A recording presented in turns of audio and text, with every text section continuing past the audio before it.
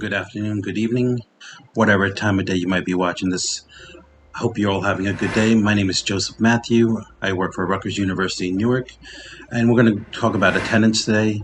I'm sure many of you still use paper and pencil or pass around an attendance sheet, but in Canvas we have a pretty slick tool called Qwickly Attendance.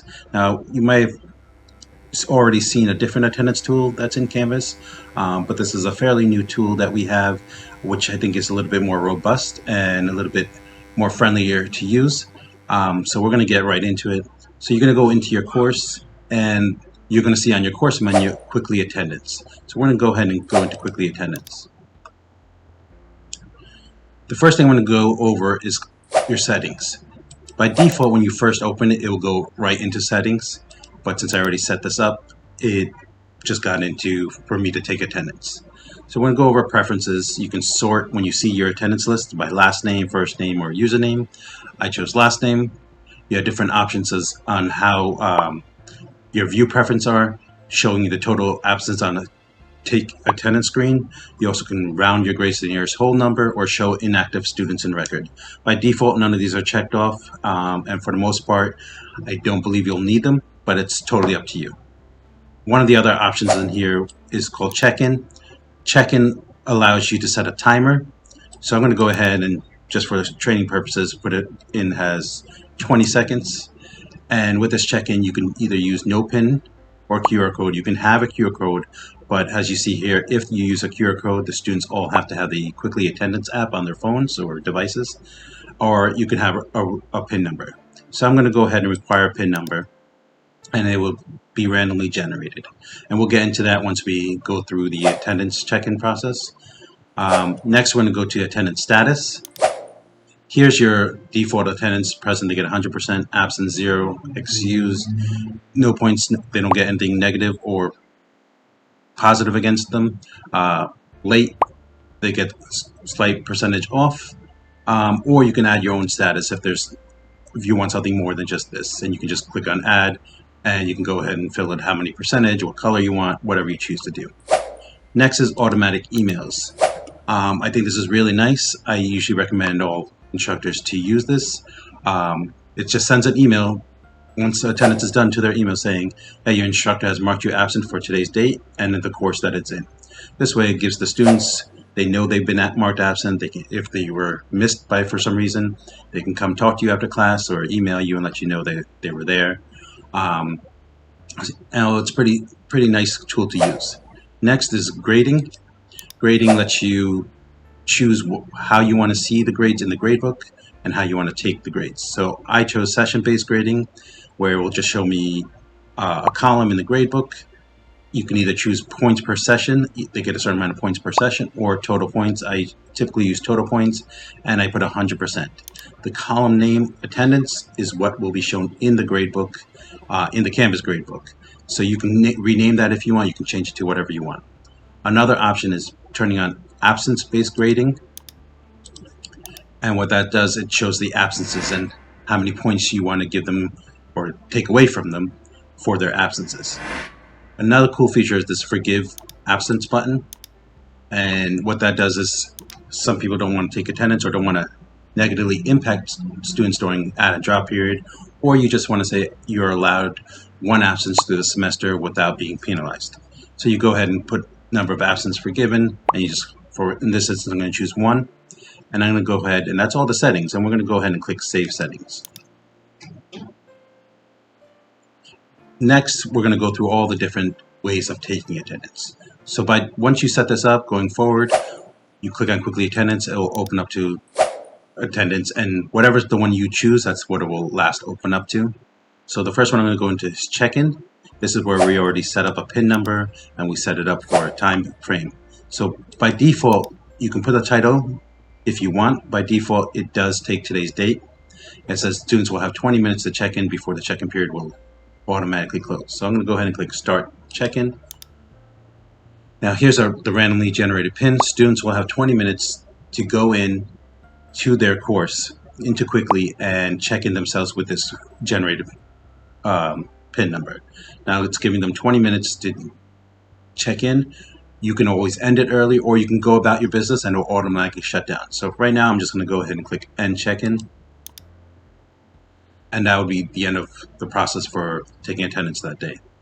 The next one we're going to go over is list. List, again, you could choose your current time. You can even go if you forgot to take attendance, or you, for some reason, you didn't have time to do Qwickly. You can take past attendance and put it in manually yourself and put in the past date of your course and the time, and you can go on that way. Right now I'm just going to keep it at current time, and by default it shows you all the students in the course, and by default it's also left at present. You would just go in and click absent for whoever you want, late, and you also have a comment box. You can say they were late and that this is the reason why they were late, and that's all set. You just scroll to the bottom and click submit attendance. Next we're going to go into one by one. One by one is pretty much the same as list, but it is exactly what it says, one by one. It shows each student one at a time. You have your comment box. You can list them as absent or excused or whatever the status may be. And you're going to go on to the next one and continue. It's a little bit more time consuming, but it's your choice. So next I'm going to just click submit attendance, and that's it for one by one. The next option we're going to go is seating chart, but before we click on that, we actually have to set up our seating chart. We're going to scroll a little further down and you'll see the option for seating chart. We're going to click on create seating chart, and I'm going to call this seating chart test for now, and I'm going to click next. Here you'll see a layout of various different seatings. All you're going to do is click on a desk, bring a student into it,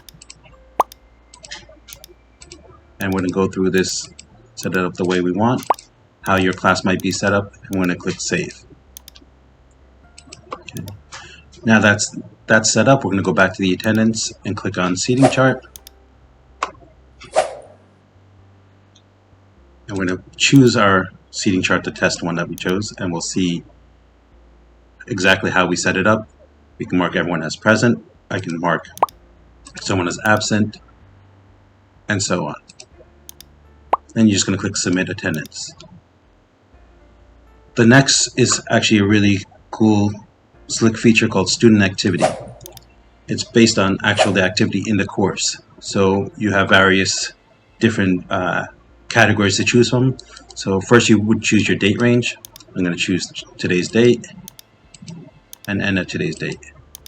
So now you see the different options. You can do it based on course login, discussions, assignments, and quizzes.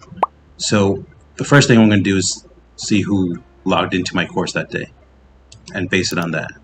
So if that's all you want to do, you can just click on it and you'll see down below it marks anybody who didn't log in as absent and puts in the comments have it logged into the course. If that's all you care about, you just click submit attendance. But say for instance that day I also had a quiz. I can click on quiz attempts, choose the quiz on the side, and now it will also mark anybody who didn't take the quiz as absent. And that's all I would need, and it would tell you in the comments that they did take the quiz, and you just click submit attendance. Next we're going to go into course reports. It basically just gives you a little chart, gives you some matrix on what's going on in your course, gives you a rundown of all the students and their absences and what percentage. So for this course, 59.6% of the students average is attended, and 40.4% they didn't attend.